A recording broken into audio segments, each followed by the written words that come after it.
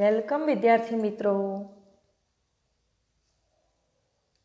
હિન્દી કક્ષા 6 સત્ર 2 इकाई 2 अनूठे इंसान।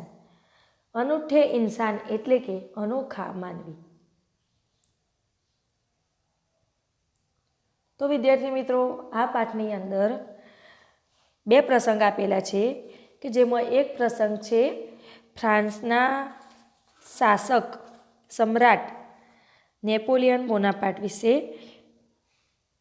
तो आ प्रसंगनी अंदर एमना बाळपणनी घटना बताववामां आवी छे कि जेमां ते साचुं बोले छे अने आ साचुं बोलवानो गुण एमनामां बाळपणथी रहेलो छे। ते जूठुं बोलीने पोतानी भूल छुपावता नथी। तो आ एक घटना छे। बीजी घटना छे सच्चा दान, जेमां देश प्रेम बताववामां आवेलो छे। आज़ादी समये देशभक्त लोग जे पोतानुं सर्वस्व त्यागवा माटे पण तैयार थई जाय छे। અહીં ગાંધીજીની ઉપસ્થિતિમાં એક છોકરી પોતાનું સર્વસ્વ ત્યાગ કરવા માટે તૈયાર થઈ જાય છે। તો બીજો પ્રસંગ એનો છે। તો જેમાં પહેલો પ્રસંગ જોઈએ આપણે, ऐसा था नेपोलियन। नेपोलियन जब छोटा लड़का था तभी से वह सत्यवादी था। एक दिन वह अपनी बहन इलाइजा के साथ आंख मिचौनी खेल रहा था। इलाइजा छिपी थी और नेपोलियन उसे ढूंढने के लिए इधर उधर दौड़ रहा था। तो नेपोलियन જ્યારે નાનો હતો ત્યારથી જ સત્યવાદી હતો। તે એક દિવસ પોતાની બહેન ઇલાઇજા સાથે સંતાકૂકડી રમી રહ્યો હતો। ઇલાઇજા છુપાઈ ગઈ હતી અને નેપોલિયન તેને શોધવા માટે આમ તેમ દોડી રહ્યો હતો। अचानक वह एक लड़की से जा टकराया। लड़की अमरूद बेचने के लिए जा रही थी। नेपोलियन के टकराने से उसकी टोकरी नीचे गिर पड़ी। एटले के अचानक ते एक छोकरी साथे भटकायो। छोकरी जामफर वेचवा माटे जती हती। नेपोलियनना धक्काथी एनी टोपली नीचे पड़ी गई। कीचड़ होने के कारण उसके सारे अमरूद खराब हो गए। वह रोती हुई कहने लगी, अब माँ को मैं क्या जवाब दूंगी। एटले के कीचड़ होवाना कारणे एना बधा ज जामफर खराब थई जाय छे। रड़ती रड़ती ते कहेवा लागे छे कि हवे हूँ घरे जईने माने शुं जवाब आपीश। इलाइजा कहने लगी, चलो भैया हम यहाँ से भाग चले।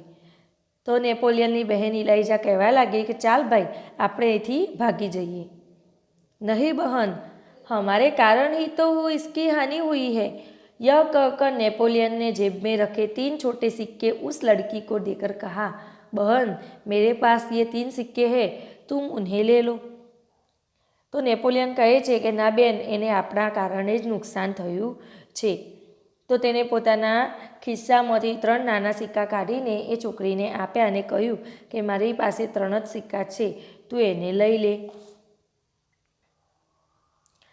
आ फोटो नेपोलियन बोनापार्टनो छे, फ्रांसनो सम्राट। इन 3 सिक्कों से क्या होगा? मेरी माँ मुझे बहुत मारेगी। लड़की ने कहा, अच्छा तो तुम हमारे साथ घर चलो, हम तुम्हें अपनी माँ से और पैसे दिलवा देंगे। तो नेपोलियन कहे छे कि आ 3 नेपोलियन पेली छोकरीने कहे छे कि मारी पासे आ 3 सिक्का छे, तू मारी साथे घरे चाल अने तने मारी माँ पासेथी बीजा सिक्का अपावी दईश। इस पर इलाइजा ने नेपोलियन से कहा, भैया इसे घर ले चलोगे तो माँ नाराज होगी।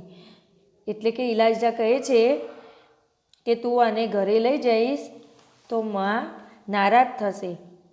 नेपोलियन नहीं माना। वह उस लड़की को अपने साथ घर ले गया। माँ को घटना की सारी जानकारी देकर वह बोला, माँ आप मुझे जो जेब खर्च दी थी उसमें से इस लड़की को पैसे दे दीजिए। तो नेपोलियन मान्यो नहीं अने छोकरीने पोताना घरे लई गयो अने कहेवा लाग्यो, पोतानी माने बधी ज हकीकत जणावी अने कह्युं कि तू मने जे खिस्सा खर्च आपे छे एमांथी आ छोकरीने पैसा आपी दे। ठीक है, मैं तुम्हारी सच्चाई से खुश हूँ, मगर याद रखना अब तुम्हें 1 महीने तक जेब खर्च के लिए कुछ भी नहीं मिलेगा। माँ ने कहा।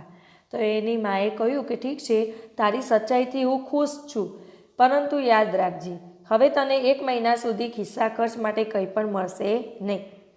ठीक है माँ, नेपोलियन ने हंसते हुए कहा। माँ ने उस लड़की को 2 बड़े सिक्के दिए। वह खुशी खुशी घर लौट गई। नेपोलियन को धक्का देने की सज़ा तो मिली, परंतु सत्य के पथ पर चलने के कारण उसे यह सज़ा भुगतने में अद्भुत आनंद आया। वास्तव में नेपोलियन सच्चाई के पथ पर चलने वाला इंसान था। बचपन से ही उसे खुद पर दृढ़ विश्वास था और दृढ़ इच्छा शक्ति भी। तो माए તે છોકરીને 2 મોટા સિક્કા આપ્યા।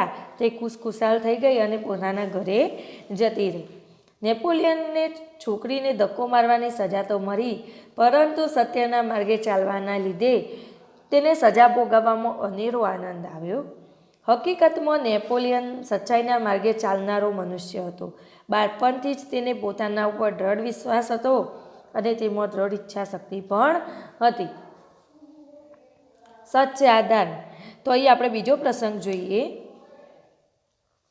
तो मालबार केरल की बात है। वहाँ बडगरा नाम के एक गांव में सभा का आयोजन किया गया। गांधी जी ने अपने भाषण में सभा में उपस्थित सभी बहनों से जेवरों की भीख मांगी। बहुत सी वस्तुएं भेंट में मिली। अपना भाषण समाप्त करके गांधी जी उनको नीलामी करने लगे। उसी समय कौमुदी नाम की 16 वर्ष की एक कन्या धीरे से मंच पर चढ़ आई। उसने एक हाथ की सोने की चूड़ी उतारी और उसे गांधी जी को देते हुए बोली, क्या आप मुझे अपने हस्ताक्षर देंगे? तो અહીં માલબાર કેરળની વાત છે કે જ્યાં બડગરા નામનું એક ગામ હતું, ત્યાં સભાનું આયોજન કરવામાં આવ્યું હતું।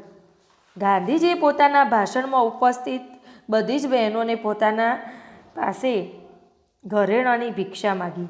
ઘણી વસ્તુઓ ભેટમાં મળી।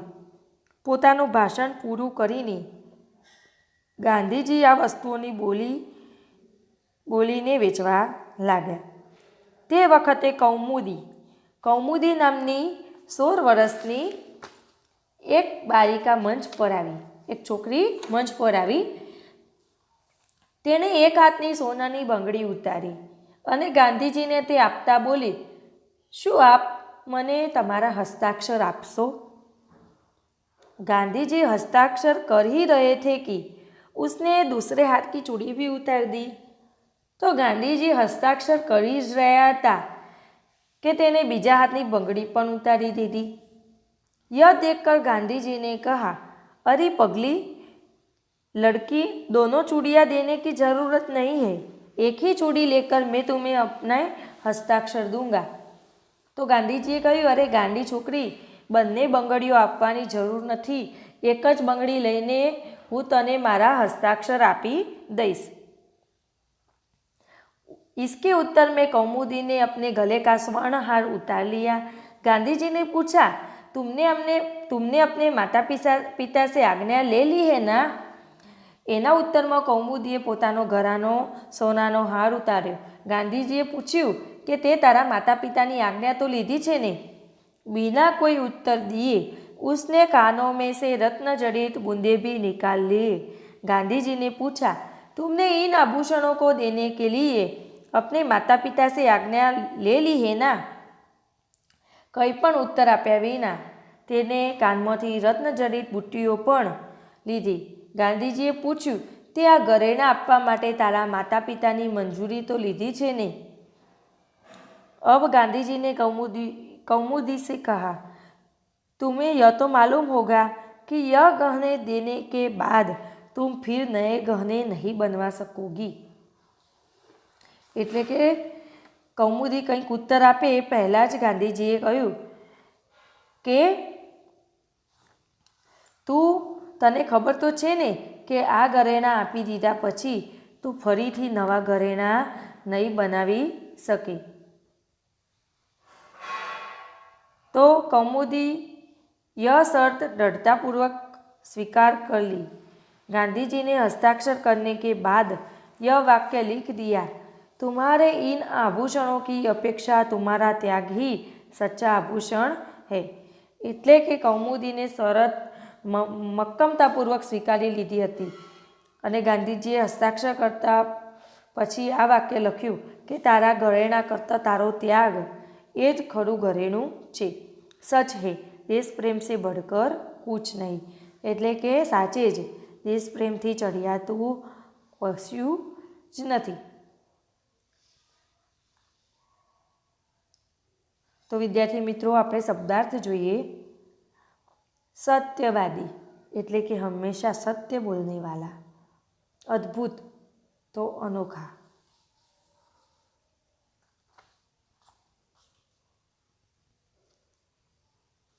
આંખ મીચોની એટલે કે લુકા છુપી કા ખેલ। અમૃદ એટલે કે જામફળ। પથ એટલે કે રાસ્તા। દ્રઢ એટલે કે મજબૂત। નિર્માતા એટલે કે બનાને વાલા। હસ્તાક્ષર એટલે કે દસ્તખત। ઘટના પ્રસંગ।